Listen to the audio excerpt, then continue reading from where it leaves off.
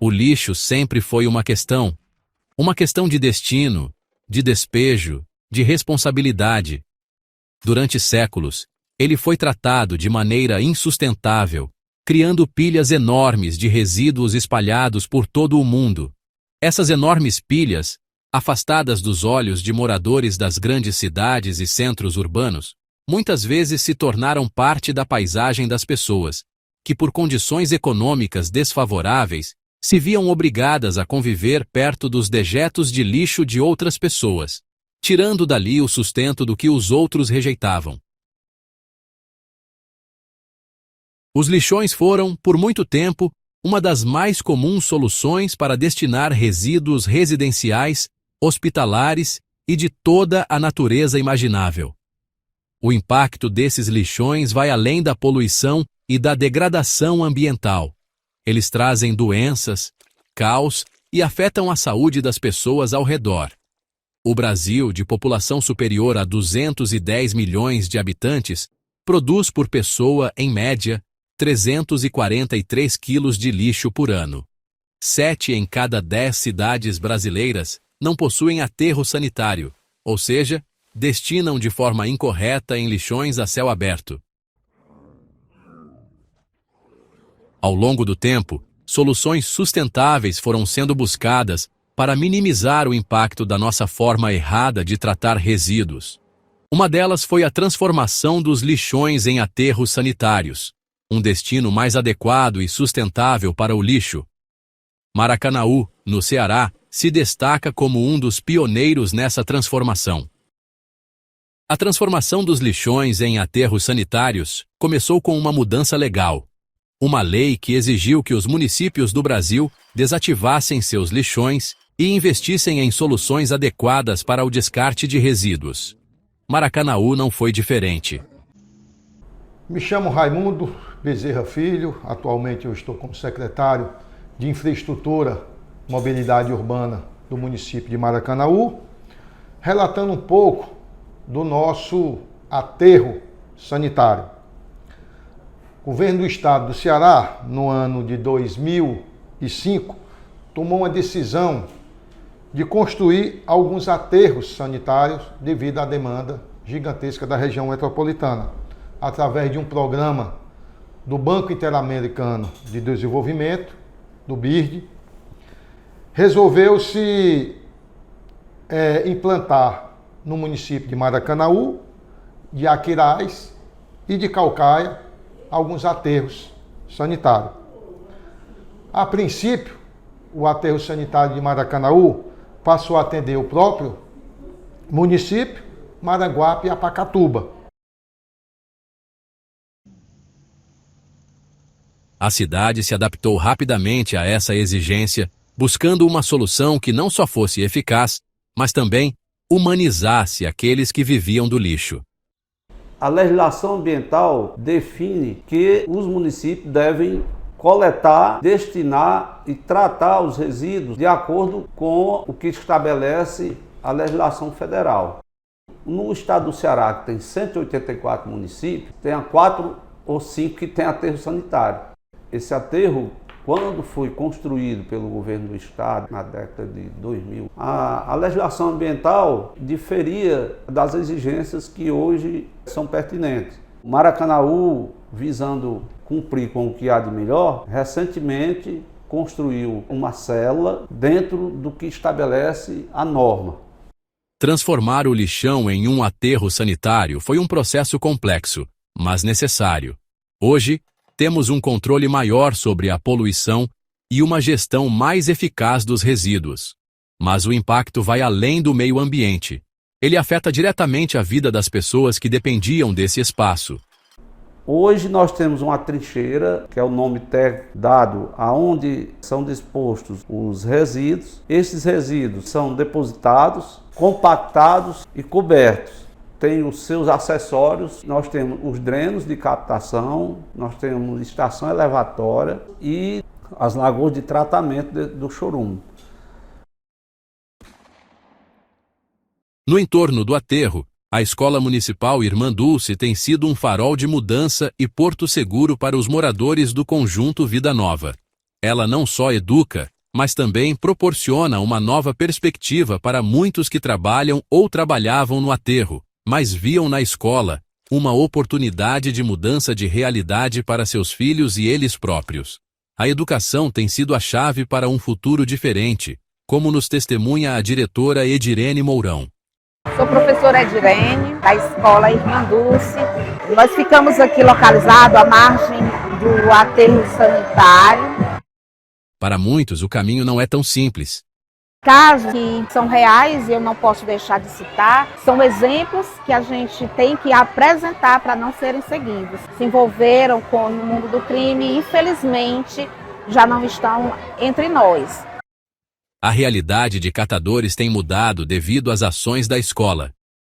É uma escola pública que tem os parceiros, que tem a rede privada como parceira também, que nós aproveitamos muito bem cada momento. O trabalho de educação é um trabalho que a gente colhe resultados a longo prazo. Hoje eu posso afirmar com toda certeza, com muita alegria no meu coração, que muitas pessoas dessa comunidade que estava sem perspectiva, longe de qualquer direito, hoje, através da educação, através dos bons exemplos, hoje a gente tem aqui pessoas que se formaram, se graduaram. Então a gente tem 2 advogados que saíram daqui da comunidade, né, nos dando essa alegria.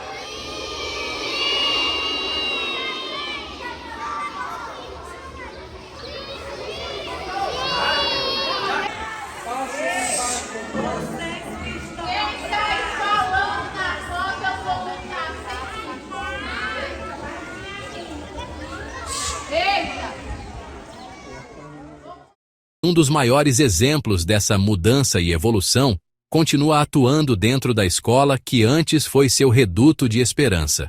A professora Emanuela Soares hoje não só educa, como é um exemplo vivo de que a educação pode mudar tudo. Ela conta para nós um pouco da sua história e conquistas.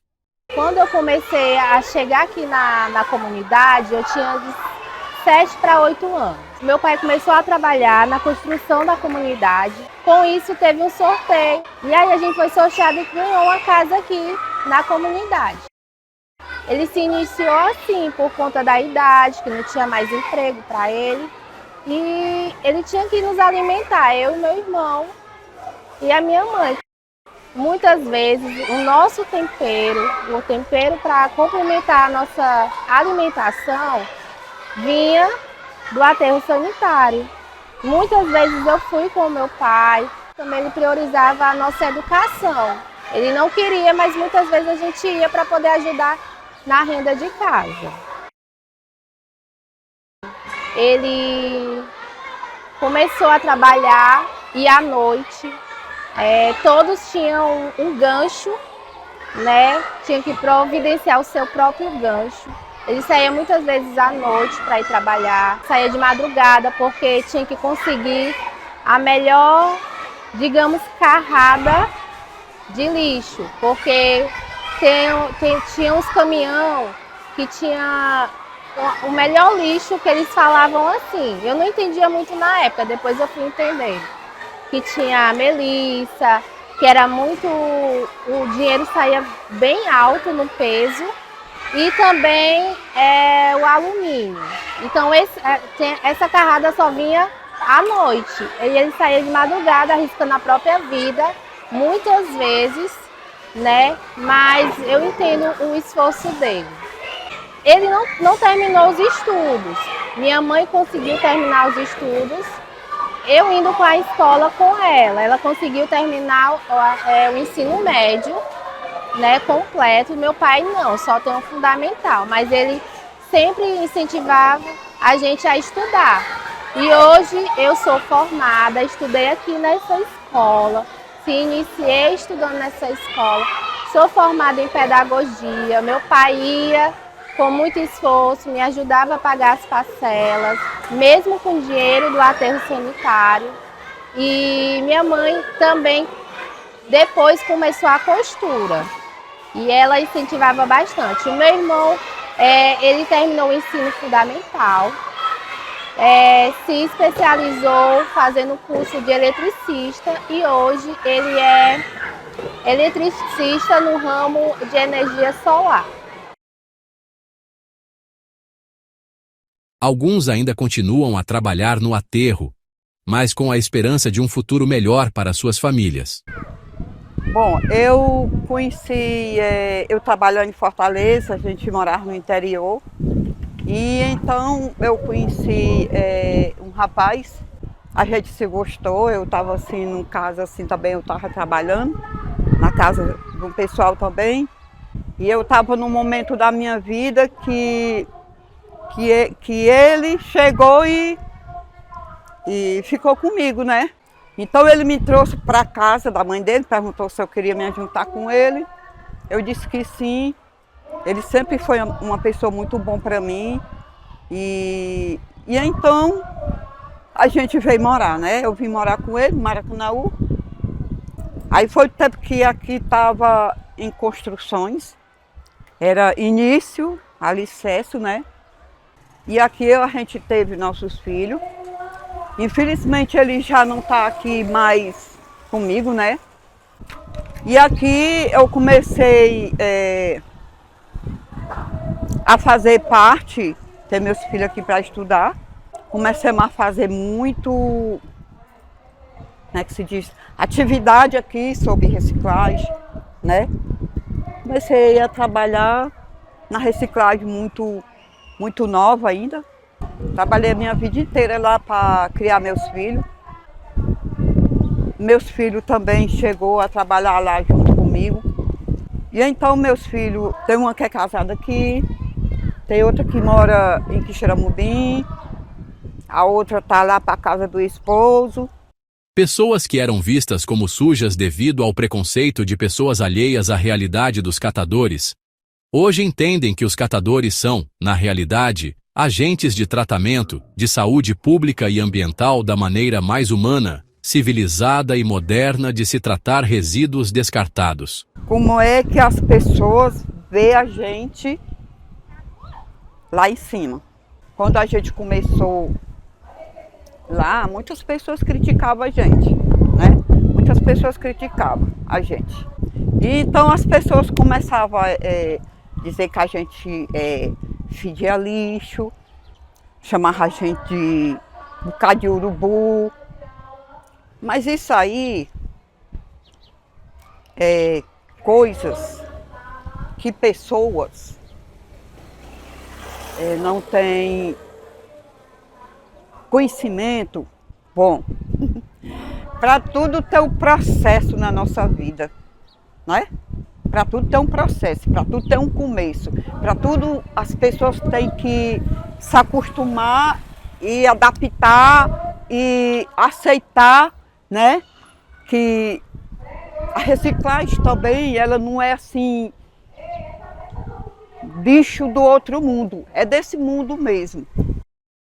Porque desde o tempo que eu comecei lá em cima, lá na rampa lá, eu nunca fui uma pessoa para estar com vasilha pedindo comida para alimentar meus filhos, em porta de ninguém. Depois que aconteceu o que aconteceu com o pai deles, eu sempre consegui manter meus filhos, com a ajuda de Deus, sim. Nunca desisti, nunca vou desistir. Lá em cima, no aterro, é um lugar que eu subo lá com um só objetivo: somente trabalhar e trazer o sustento para dentro de casa. Eu acho que vocês também superaram essa Covid aí, né? Muitas pessoas morreram, não é verdade? Ah, porque a gente chegava lá de cima, as pessoas passavam a distância da gente. Gente, ó, por incrível que pareça, nunca, eu digo isso porque eu sou prova viva e eu tô aqui. Nunca saiu uma pessoa morta lá de cima daquele aterro. Nunca. Enquanto tinha um bocado por aí morrendo entre ricos que tinham as condições, dinheiro, entendeu? Nós vivia lá em cima. Nós estava lá em cima. Aliás, nós vivemos lá em cima, de inverno a verão. Nunca saiu nenhum lá de cima com problema de saúde, ou com Covid, ou numa ambulância, ou direto para isso enterrar. Isso nunca aconteceu. Como reais protagonistas dessa história estão os catadores. Homens e mulheres que, por necessidade, vivem e tiram sua sobrevivência e sustento do lixo. Segundo dados do IPEA, em 2013 eram 400 mil catadores de resíduos sólidos em todo o Brasil, e em 2023 são 800 mil pessoas que vivem de reciclagem, transformando o que não serve mais para outros em sua fonte de renda. Eles retiram dali seu sustento e, muitas vezes, encontram sua única esperança de um futuro melhor, seja para si ou para seus filhos. A Bíblia diz que não só eu e nenhum de vocês, nem eu sou melhor do que vocês, nem vocês são melhor do que eu, nós somos todos iguais, porque nós somos filhos do mesmo Pai.